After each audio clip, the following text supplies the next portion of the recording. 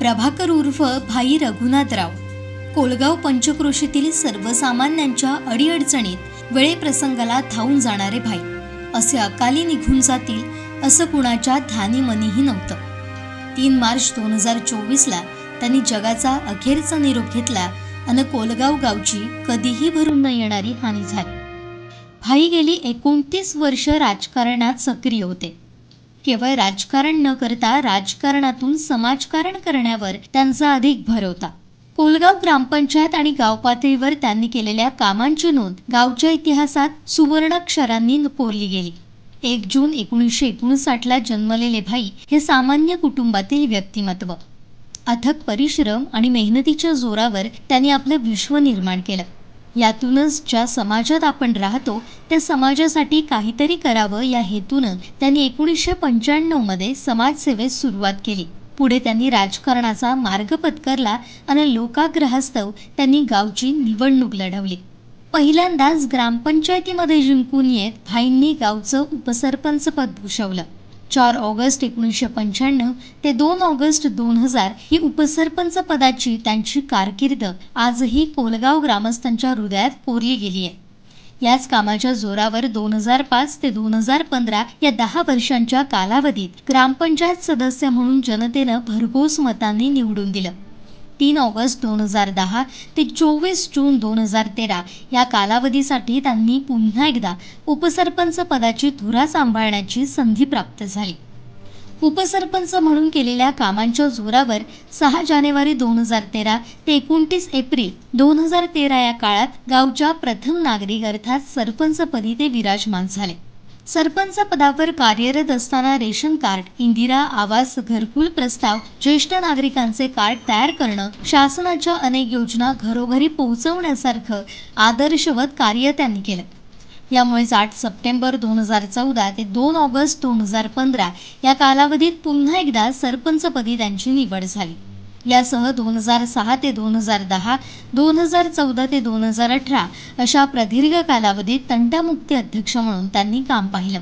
राजकारणासह सहकार क्षेत्रात त्यांना रस असल्यानं 31 मार्च 2015 ते शेवटच्या श्वासापर्यंत कोलगाव विविध कार्यकारी सहकारी सोसायटी लिमिटेडचे संचालक म्हणून त्यांनी काम पाहिलं.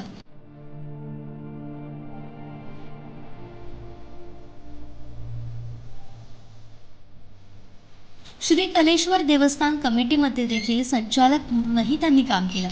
कोलगाव दूध उत्पादक आणि प्रक्रिया सहकारी संस्था संचालक आणि व्हाईस चेअरमन म्हणून त्यांनी कार्यभार सांभाळला होता. यासह क्रीडा क्षेत्रामध्ये त्यांना रुची होती. कबड्डी आणि क्रिकेट यांसारख्या खेळात तरुणांना प्रोत्साहन आणि सहकार्य देण्याचं काम त्यांनी केलं.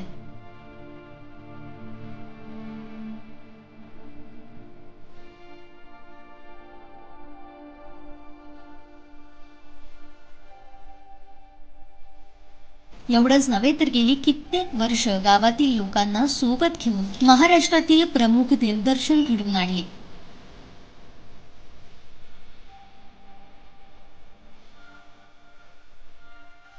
यासह कोलगाव जिल्हा परिषद प्राथमिक शाळेमध्ये व्यवस्थापन अध्यक्ष आणि शिक्षण प्रेमी म्हणून ते कार्यरत होते.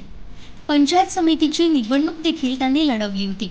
केंद्रीय मंत्री नारायण राणे यांच्या मार्गदर्शनाखाली कोलगाव विभाग प्रमुखाची जबाबदारी पार पाडली. या सगळ्या जबाबदाऱ्या पार पाडताना महेश सारंग, राजन तेली, संजू परब आणि इतर पदाधिकारी मित्रमंडळ यांच्यासह त्यांनी काम केलं होतं.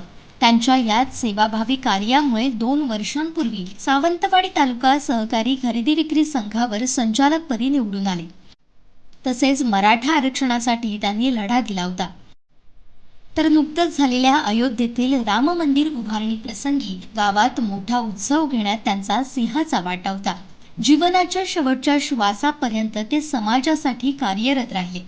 अशातच अचानक 3 मार्च 2024ला त्यांची प्राणज्योत मालवली. त्यांच्या अकाली जाण्यानं भरून न येणारी पोकळी राऊळ कुटुंबियांसह कोलगाव गावच्या राजकीय, सामाजिक, शिक्षण आणि सहकार क्षेत्रात निर्माण झाली. आज त्यांना जाऊन 12 दिवस पूर्ण होत आहेत. ईश्वर त्यांच्या कुटुंबियांना या दुःखातून सावरण्याची ताकद देव. कोलगाव वासियांच्या लाडक्या भाईंच्या आत्म्यास चिरशांती लाभो हीच परमेश्वर चरणी प्रार्थना.